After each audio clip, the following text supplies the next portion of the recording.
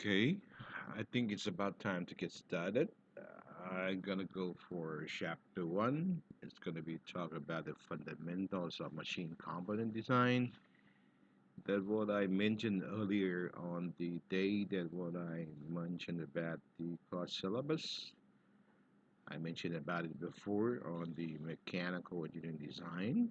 That what I mentioned that's gonna be utilization of the combinations of the things that what you guys studied about it before on the year number one and year two, things like that. And what the combine of the material engineering design course, and then engineering mechanics, and then solid mechanics. We're gonna combine it together, and then in order to obtain an appropriate machine's component size, things like that, and then we're gonna manipulate on the strength of the machine's components and the cores that what we manipulate on it. And then therefore in order to obtain all those kind of matter that what I mentioned on it, we gonna review all the things that what you guys just made on it before. That what is gonna be the stressed. Anyway, the stress that what we ever studied about it before, it's gonna be the things that what defined as the force per unit area or the intensity of the force distributed over the given sections anyway. So therefore the stress can be defined as the normal stress. If this is gonna be defined as the stress distributed over a given section under the axial loading.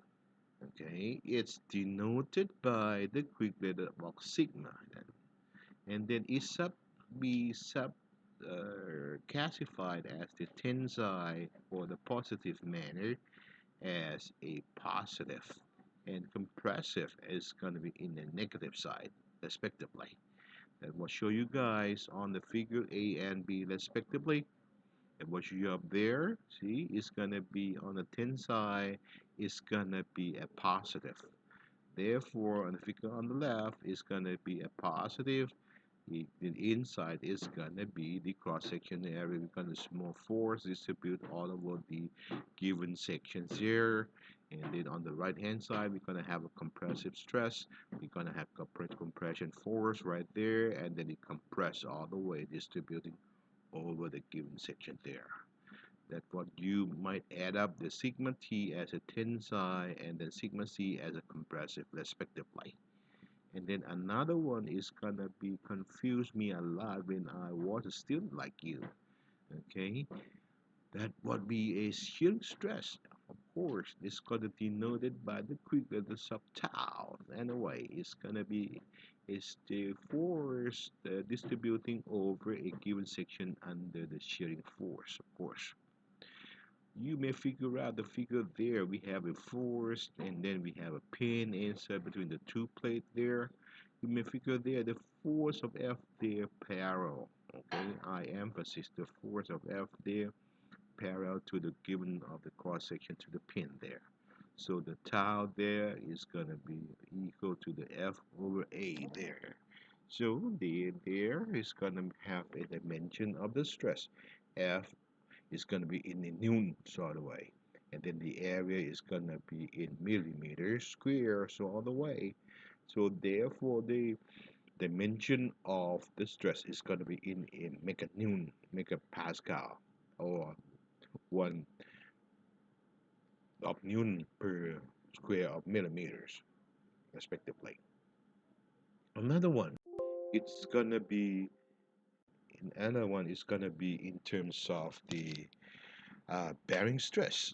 Okay, it's going to be the things of the stress we define as the stress induced at the surface of contact or the bearing surface by the assembly of the machine parts. So it's mean the bearing stress only induced when we have the machine parts assembly to each other. As this figure just show you there, we have a box there, we have a machine part just insert inside or the pin insert inside. It mean action and reaction. So it's mean the pin just insert a action force to the box and the box at the same time have a reaction force exerts on the pin. So therefore, this one is going to have a surface of contact. It's going to be projected area there. So therefore, this one is going to have a bearing stress of F over A.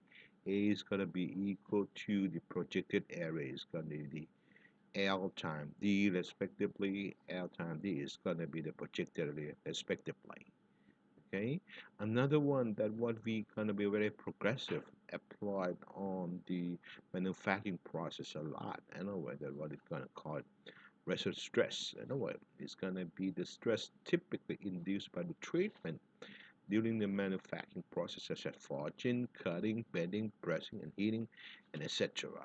This kind of thing is gonna for the modern technology. We apply a lot for the common manufacturing process.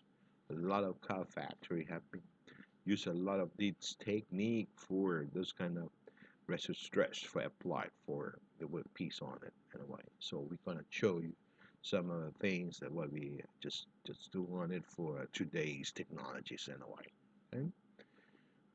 All right. Just rather than the stress, of course, that what I mentioned a while ago. Anyway, we talk about the stress. When we have a stress, we're gonna have strain respectively. The strain can define as the deformation. Okay, I would like you guys to underline from the deformations in a way of the member, strength length due to the external loading. Of course, everything just happened due to the external loading of F. When we have F, we have a stress, and then at the same time we have a strain respectively. Therefore, in this figure, see we have applied a load of F there. So therefore, we have elongation of delta.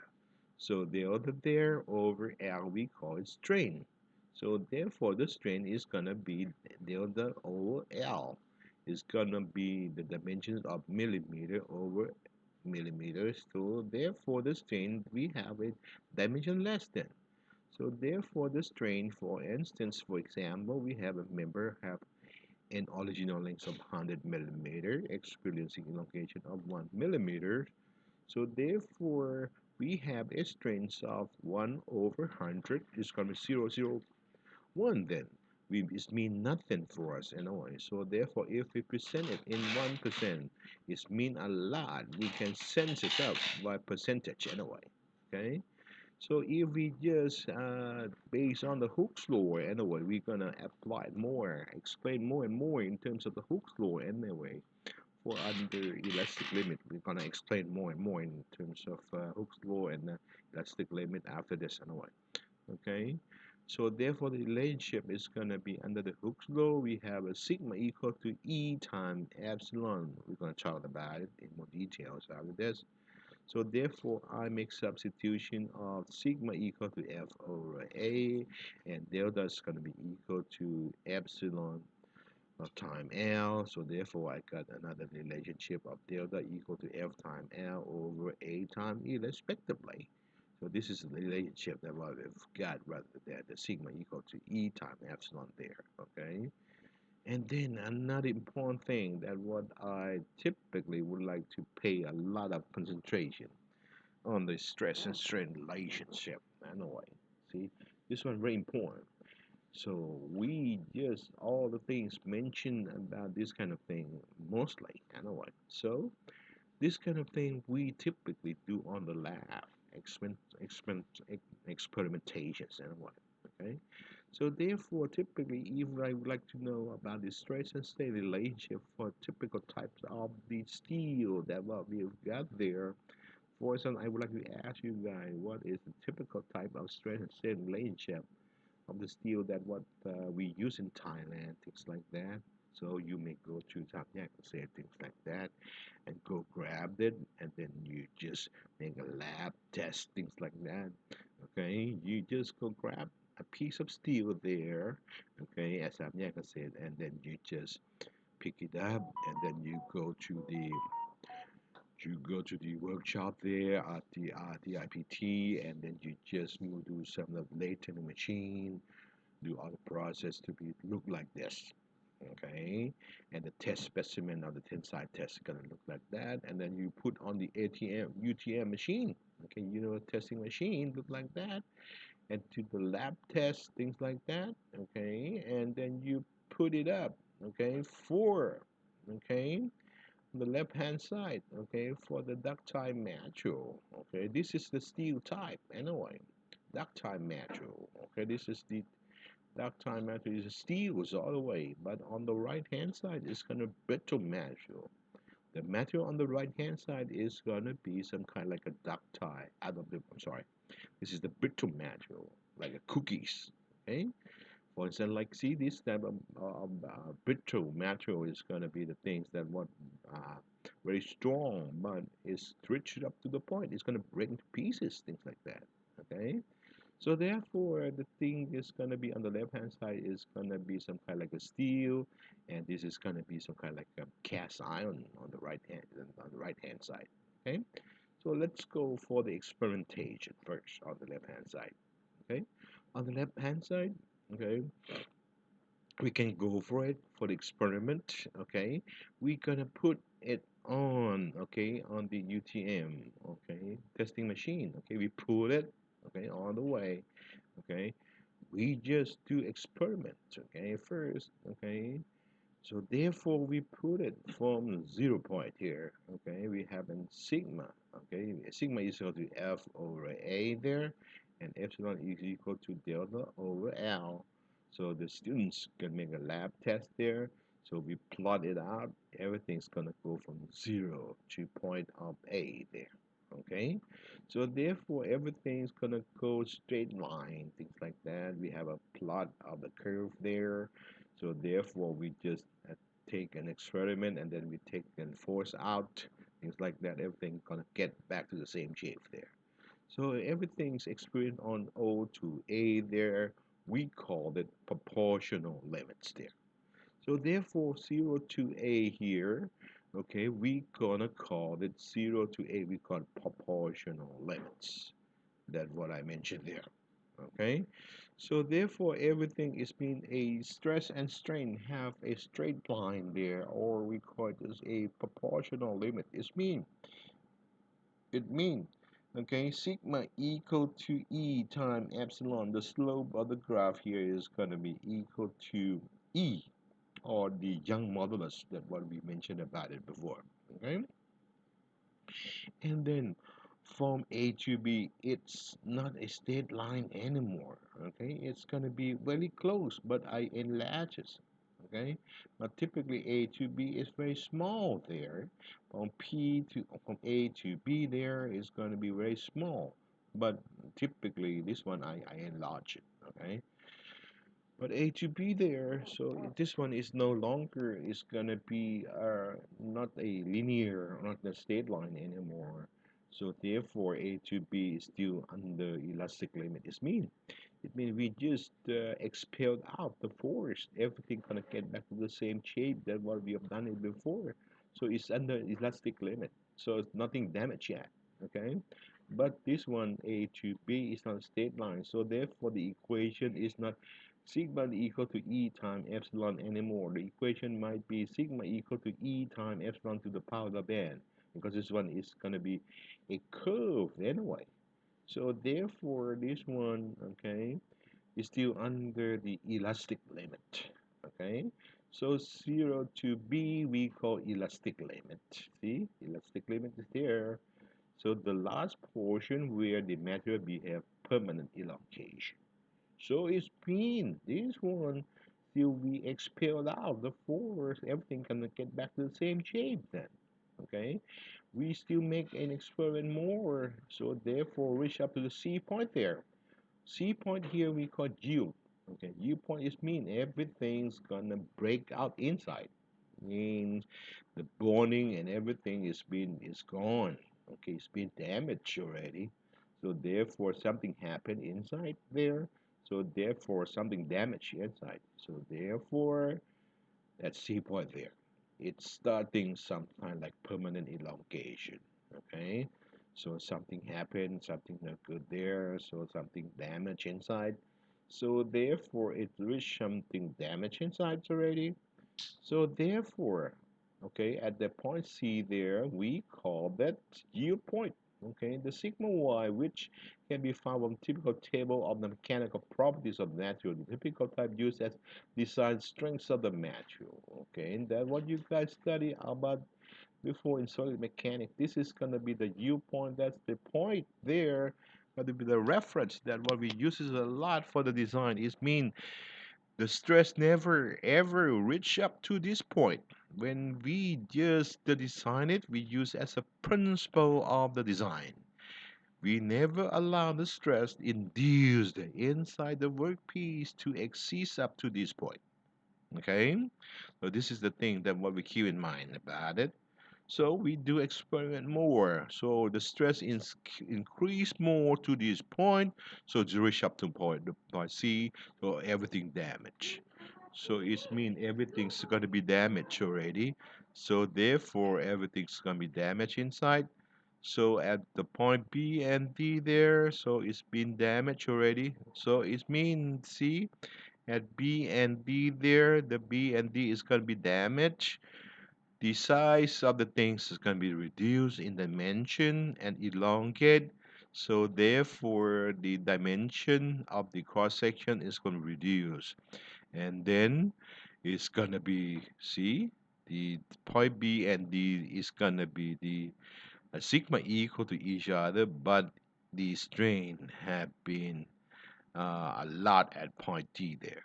So therefore, this one is going to be more at point D, and then it's enlarged here, and then we experiment more and more. But this one, see, you may figure out it's damaged inside all the way. It's going to reach up to the point E there.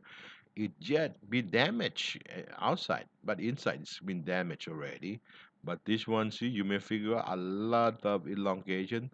So therefore, the cross section gonna be thinner and thinner already. So this one, see, it's to reduce a lot of the cross-sectional area.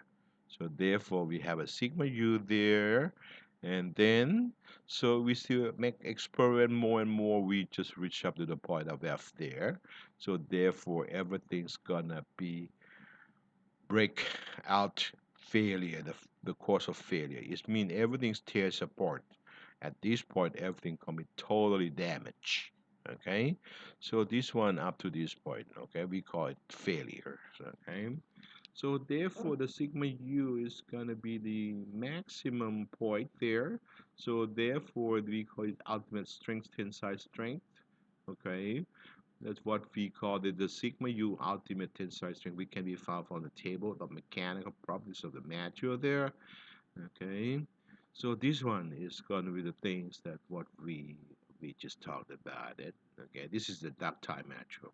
Okay, and then another one. This is typically this is a steel. Okay, this one is going to be cast iron. This one we never ever have a sigma y. This type of material we just make experiment. Look like the workpiece look like that. See, it's gonna reach up to the highest point there, and then we reach up there, and then it's gonna reach up to the point E there, and then it's gonna reach up to the point F, and gonna break up into pieces. Okay, but sometimes, see, we just wonder, okay, we like to find some the sigma y, okay, we just do another way around. We just to try the sigma 0.2 or 0.2% offset method anyway. We just make it like this anyway. We find a 0.2% offset right there, and then we make it parallel to the graph there, and then intercept up here, and we make a projection back here. Okay, you guys just do it like that. Okay, and then we make a projection, it will be back here, sigma 0.2, or estimated to be around sigma y here. Sometimes we just around to be a sigma y of 0.2 anyway as the estimation of the sigma y sometimes then. Okay, all right, this one is gonna be the things that what we gonna estimation for this sigma y rather than a sigma u for the brittle materials anyway. Okay, so therefore this is the things that what I explain on it for the sigma y, then the sigma u for the brittle material and the ductile material respectively.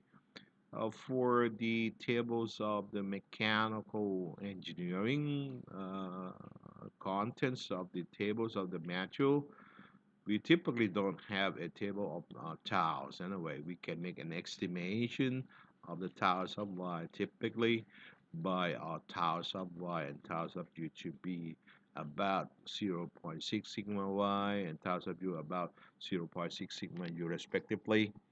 And the Young modulus and the shear modulus of the section 4 we're gonna have for the steel equal to the sigma over the epsilon. For the steel, typically we're gonna have about 207 gigapascal. For the aluminum, we're gonna have 71 gigapascal respectively. And for the G, okay, term for the modulus of rigidity, for the steel we have 73 0.3, and then G for the aluminum we have 26.2 respectively. Okay, this is the thing that for the reference of the steel and aluminum respectively. Okay, for the safety factor, of course. Okay, this is the things that what gives you some hinge or something that for reference anyway for you guys when you just use for the design anyway. See that what we just see the graph there, we gonna all the way use a sigma y, okay, as a reference. So therefore typically we're gonna use a n sub y as our reference for the design anyway, and n sub u is gonna be a second reference anyway. See, therefore, see, we typically use the table 1.1 as our reference. Okay, I always use a table 1.1 as one of my reference all the way. See, for instance, like the line number 1, if we know everything sub, that what is the typical things that what we never ever find it. Okay, this one is very difficult. See, everything is no echo lately. That was impossible anyway. That we got it 1.25 up to 1.5, things like that. Typically, we just got to know about the number 6 is going to be uncertain all the way. See, estimate to be about 3 to 4, things like that all the way. See, and then we still doubt about it. We're gonna, I mean, add up some more factors on it. Okay, and then number 3 there for the note C, if the impact factor, use the number of the impact factor and add up more. And then number 4 for the brittle material, see, for number 1 to 6, if you use number of the sigma u there, you just double the number of figure there. See, so this one is going to be reference that what I always use it. Okay, it's very dangerous there. If you just doubt about it, you just make more in number of safety factors anyway. Okay, this is the reference anyway. Okay, I'm gonna stop it for a while, take a break, and then we're gonna go for the numbering system. Gonna go for it. Okay, after this anyway. Okay.